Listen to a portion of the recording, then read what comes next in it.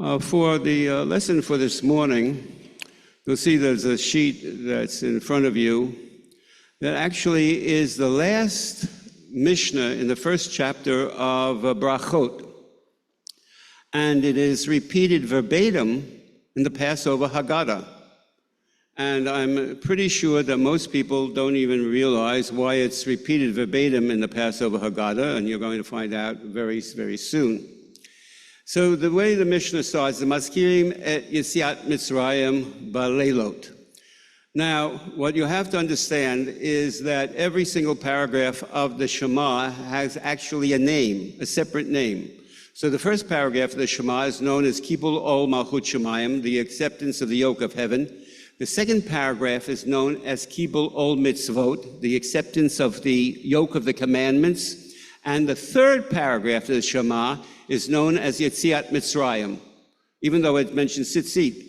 Why does it known as Yetziat Mitzrayim? Because it says in that particular paragraph, Ani Adonai Elohechem asher hotzeiti me'eretz Mitzrayim. I am the Lord your God who brought you out of the land of Egypt. So that's why that last paragraph is known as Yetziat Mitzrayim. So now the Mishnah starts with a very interesting story, and this is why I mention it, because you're going to get the backstory on this. Amar Rabbi Elazar ben Azariah, Harei ani ben shivim shana, v'lo zachi shetei ameh Yetziat Mitzrayim b'leilu ad shedrasha Ben Zoma. Rabbi Elazar ben Azariah says, behold, I'm like 70 years of age, and I didn't have the merit of knowing that we should say this third paragraph of the Shema at night. Because after all, the third paragraph deals with tzitzit, and tzitzit you don't wear at night, you only wear it during daytime. So why should we say the third paragraph of the Shema at night? Ad shedrasha Ben Zoma.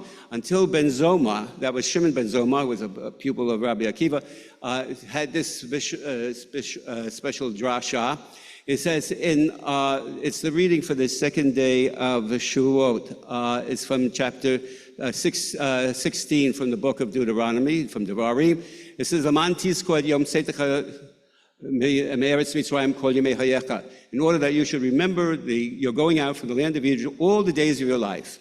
So Ben Zoma says, Kol Yemei Hayecha is this the days. Kol Yemei Hayecha is Lahavi et Halelot. That also includes the nights. So that shows the Mantisko that you should remember the going out from Egypt all the days of your life. So that means that even at night you should say it.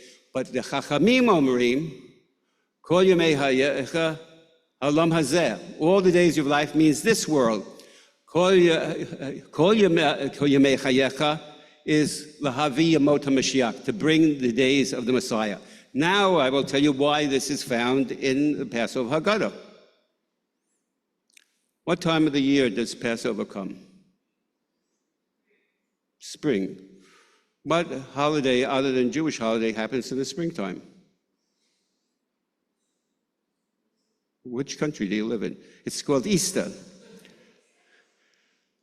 What is Christian theology?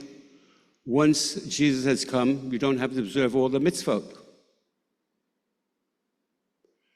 What does the rabbi say?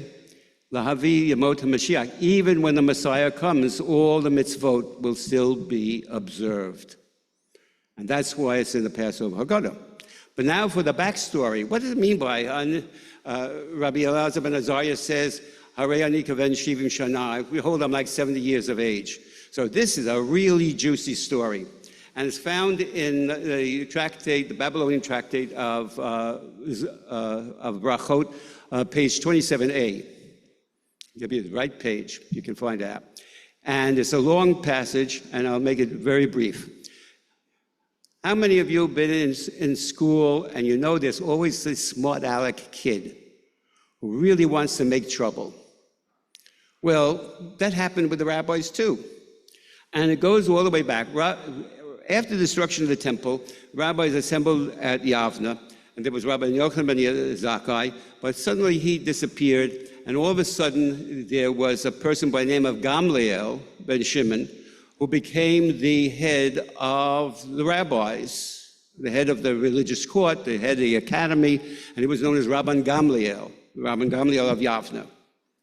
And even though he was a great grandson of Hillel, he wanted to enforce his authority.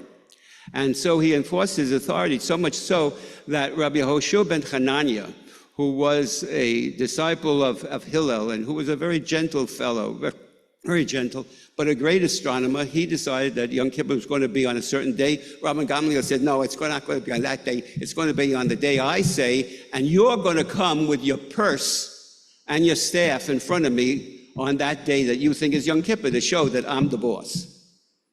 So what happens? There's a smart aleck student. He goes to Rabbi Hoshua ben Hananiah. He says, listen, he says, do we have to say the prayers in the evening? Because after all, the prayers, tefillot b'mkomnan shel korbanot titachnum, the prayers services were supposedly in place of the sacrifices. There were only sacrifices in the morning and the afternoon. There were no sacrifices in the evening. So Rabbi Hoshua said, no, it's a reshut. You don't have to. So the smart aleck student then goes to Rabban Gamliel. He says, hello, Rabban Gamliel. Do we have to say the evening prayers? Rabban Gamliel says, of course, it's a chova. It's obligatory. So the student says, oh, is that so? Well, I heard from Rabbi Hoshua ben Hananiah that you don't have to. Rabban Gamliel says, we'll wait and see. So the next day, he's in front of the whole group of the academy, and Rabban Gamliel says, is there anyone here who thinks that you don't have to say the evening prayers? Not a word from anybody. He says, Rabbi Hoshua, stand on your feet. I have heard it said.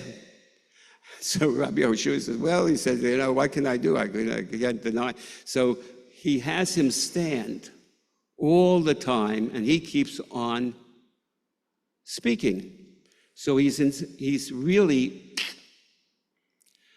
Now, what happens is something that is, I think that this is something that you can, I always like to tell you things that if there's a lull in the conversation, a cocktail party, you can always bring this up. All of a sudden, all of the rabbis started to revolt. They said, what is the matter with you, Rabban Gamliel?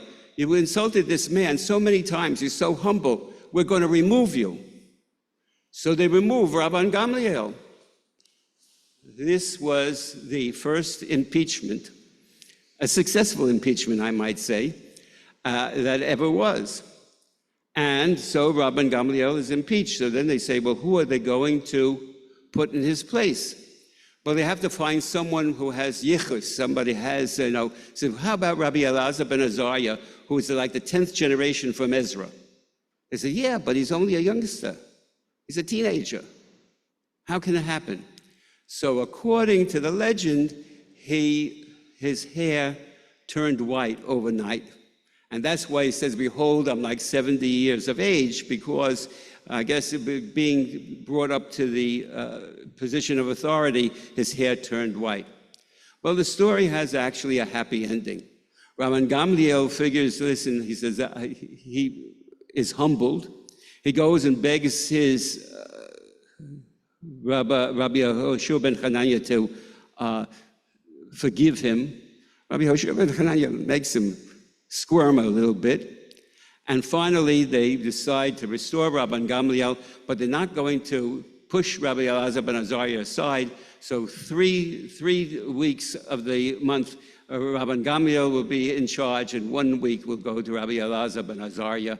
And that's the backstory. The first type of revolt against capricious authority. And one of the things that it shows is, number one, the rabbis had the whole idea of you don't insult another human being. And what Rabban Gamliel did was he went beyond. And the interesting thing is that he accepted the rebuke. That no matter who you are, no matter how great you think you are, you should take the rebuke of even a common person. And so it was that Rabban Gamliel was restored to his office after he learned a lesson as not to wipe the floor with his fellow colleagues.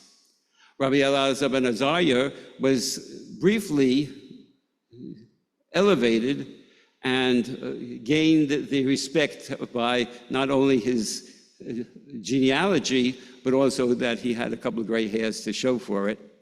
And the story goes and is found in the Babylonian Talmud, and also this reference, which is found in the Haggadah Shel Pesach, which refers to the Yetziat Mitzrayim, the last paragraph of the Shema. Rabbi Chananya ben Akasha Ratza HaKadosh Baruch Hu L'Zakot Yisrael Lefikach Yibra Lahem Torah Mitzvot Shenemar Anai Chafetz Laman Siko Yagdil Torah V'Yadir. God made the Torah great and glorious, according to Rabbi Chananya ben Akasha. Therefore, he gave rabbis a lot to talk about. Page 155, we rise.